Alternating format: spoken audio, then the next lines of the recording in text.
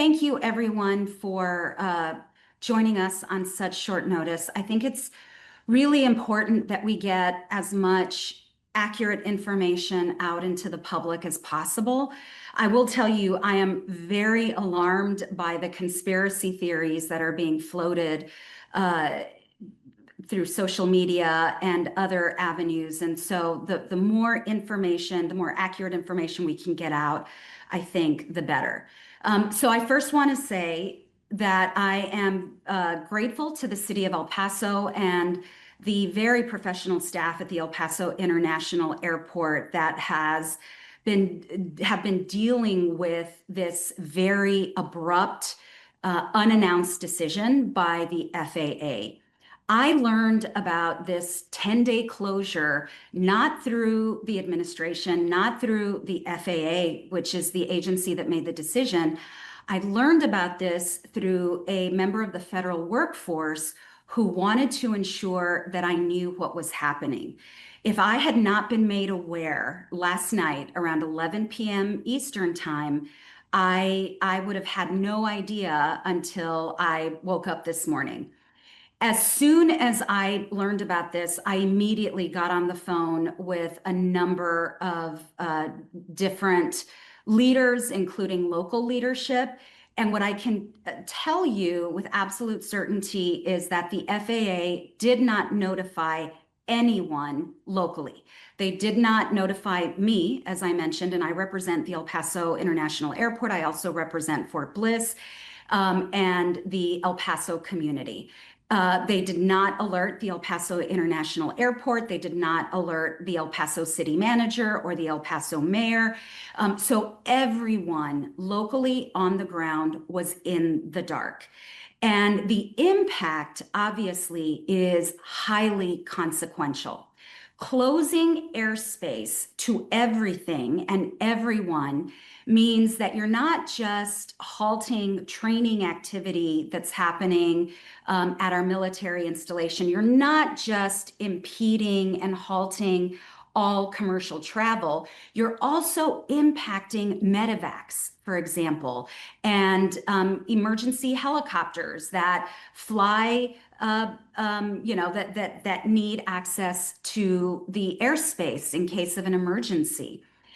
Overnight, my team and I spent a significant amount of time trying to find out what happened, why this was happening. And I am saying unequivocally, this was an FAA decision, and it was done without any local consultation and without any local communication. That is not the way that the federal government should operate. Any impact of this magnitude needs to be communicated with clarity and with advance notice. I was glad to be able to announce via Twitter as soon as we got word from the FAA that the airspace was reopened. And I'm hoping that operations will continue normally going forward. And we are going to continue to work with the committees of jurisdiction to ensure this does not happen to any other community at any other point in time. The El Paso Airport obviously plays a very important role in our local economy, but it also obviously is a critical hub, and the impact of this closure, although it was somewhat temporary, we have to wait and see what the impact is and the domino effect that will have occurred. So with that, Abby, I'm happy to answer questions to the best of my ability. There is information that I am aware of that I'm not going to share right now, but that I hope I can share in the future. But for now, I wanted to make sure to get that information out and to ensure that everyone in the community understands they are safe. There's no threat. There was not a threat, and which is why the FAA lifted this restriction so quickly. So Abby, happy to take any questions. Thanks, Congresswoman. Already, so many of you know you can utilize the raise your hand function, and we will call on you. You can also use the Q&A box, and we will read those out. Apologies in advance for my atrocious reading. Congresswoman, the El Paso Times is asking if this is related to anti-drone technology at Fort Bliss. Here's what I will say. I'm not going to answer any questions on behalf of Fort Bliss or the Department of Defense or the Department of Homeland Security. I think those departments need to respond to the public, and I would encourage them to respond to the public. I want to emphasize that this was an FAA decision, but what I can say is that nothing happening on Fort Bliss would have impacted the El Paso airport or its operations. Following up on that, I have a feeling we'll be talking about this for a minute. Transportation Secretary said this was because of a drone incursion from Mexico. Could you speak to that?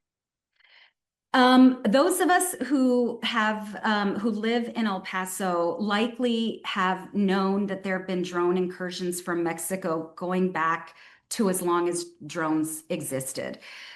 So this is nothing new. And the drone incursion from Mexico, obviously not something any of us want to see, but this is not unusual. And there was nothing extraordinary about any drone incursion into the US that I'm aware of.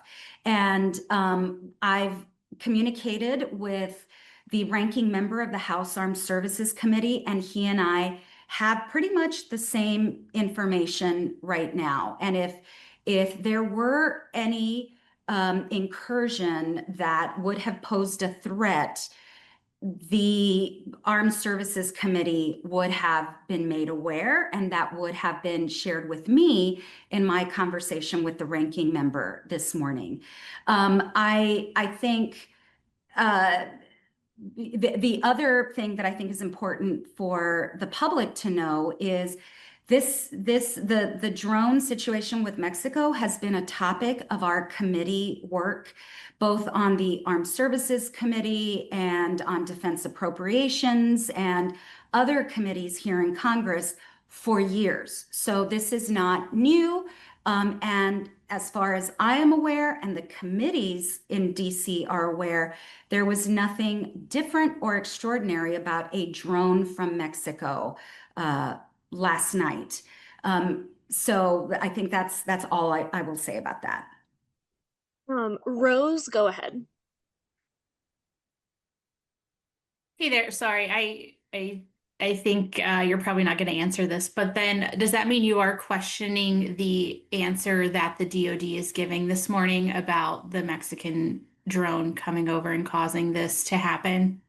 Was that the DoD who provided the information or the I department? haven't gotten to read it yet, but the AP put out a news alert says that a Trump administration official says the El Paso airspace closure was tied to Mexican cartel drones, but the the Defense Department disabled the drones. I am very concerned about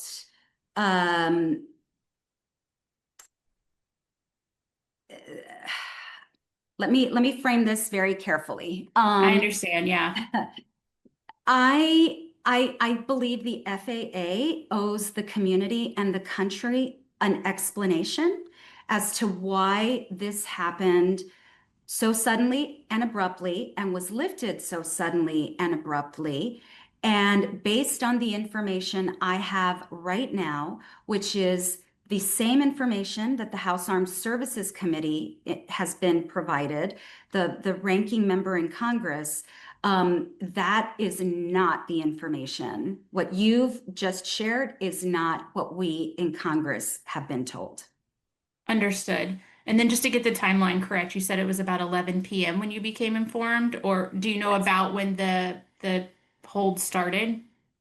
I learned about it. I got a phone call from an employee with the federal government who wanted to make sure I was aware. This was very alarming to many people. I was I was half asleep. I was, I had turned in for the night and proceeded then to spend all night last night and early this morning on the phone trying to get information. My team spoke with the FAA this morning, and I stand by what I have shared with you all. The information we've been provided by the FAA, the information that we've been provided by the House Armed Services Committee, is in line with what I have tried to communicate with you all and the public.